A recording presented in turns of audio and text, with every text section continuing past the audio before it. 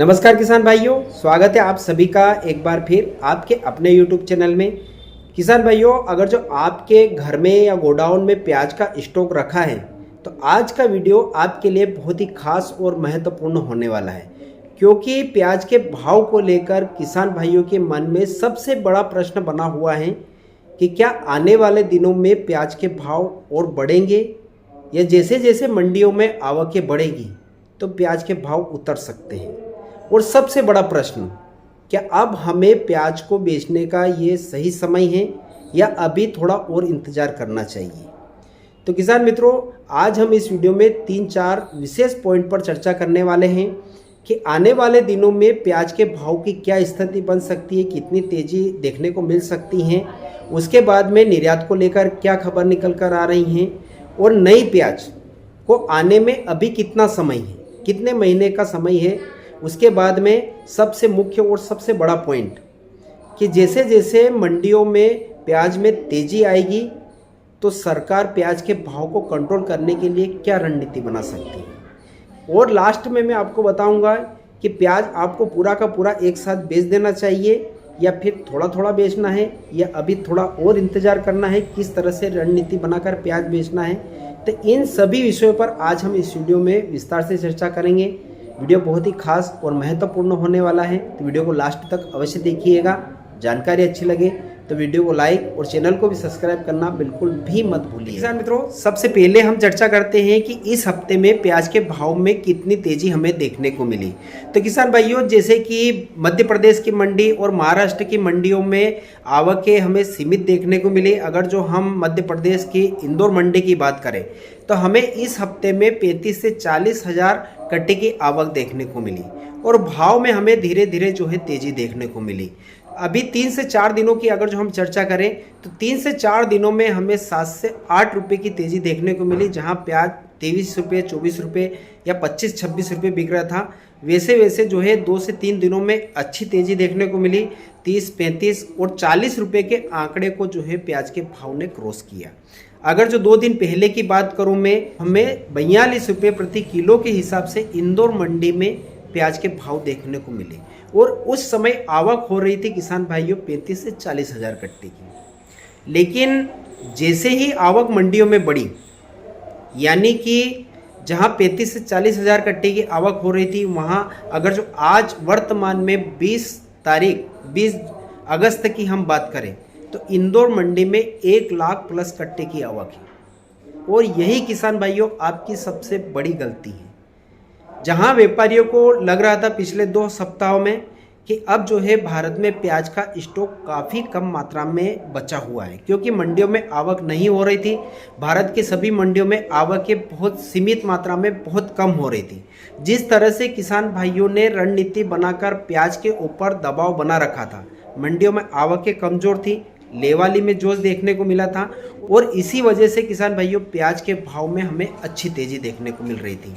और सभी व्यापारियों को यह लग रहा था कि अब जो है प्याज का स्टॉक किसान भाइयों के पास में भी बहुत कम मात्रा में बचा है और उसके बाद भाव में अच्छी तेज़ी देखने को मिली। और जैसे तेज़ी बनी, किसान भाइयों ने ताबड़तोड़ मंडियों में आवकों का अंबार लगा दिया, यानी कि 3 दिन का माल पूरा एक ही दिन ले जाकर मंडियों में पटक दिया।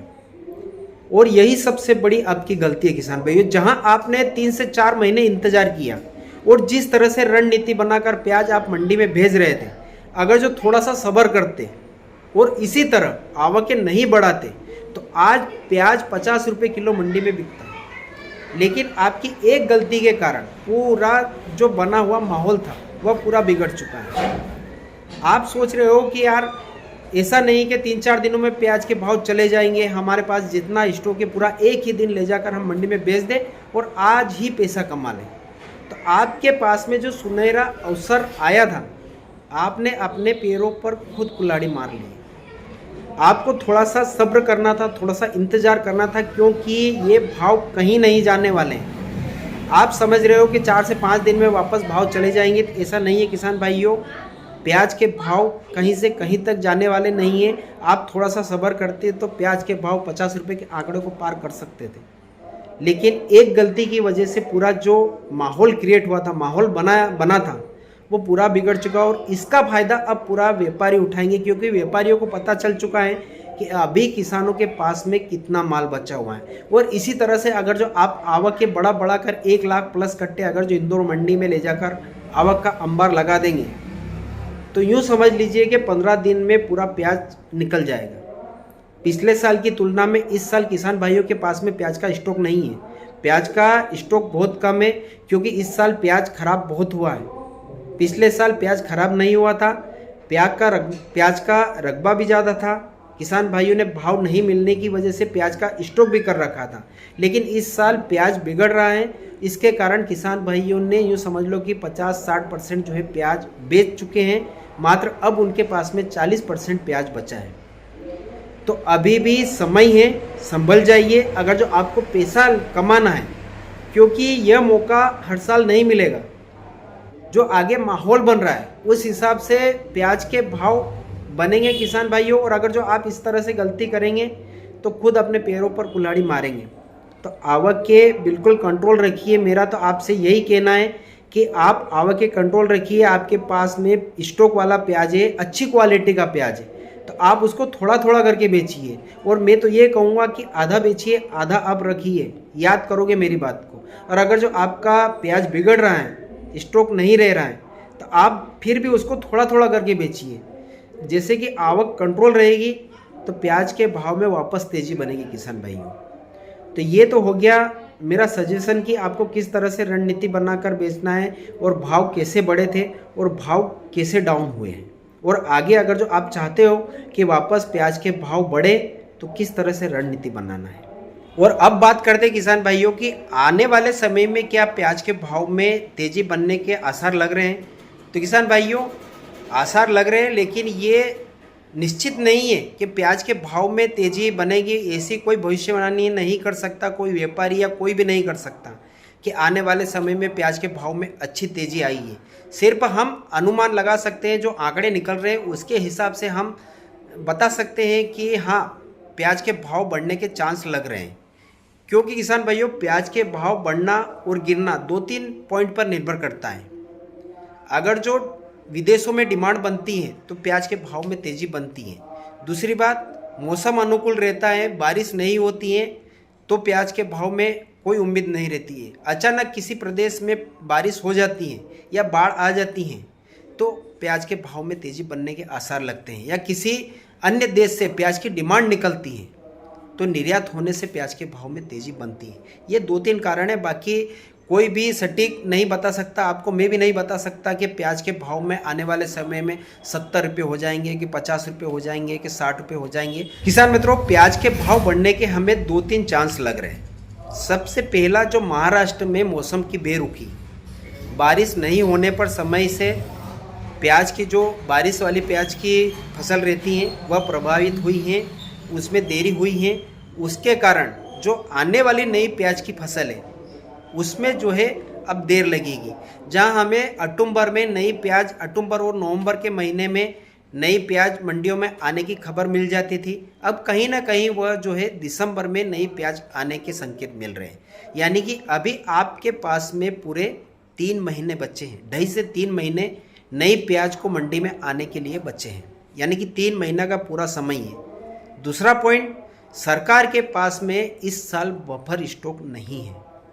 हर साल हमें जब प्याज के भाव बढ़ते थे तो सरकार कहीं ना कहीं प्याज के भाव को कंट्रोल में लाने के लिए जो नेफेड की जो खरीदी रहती है, एनसीसी और नेफेड की जो प्याज खरीदा हुआ रहता है वह मार्केट में उतारना शुरू कर देते थे, जिसके कारण प्याज के भाव गिर जाते थे।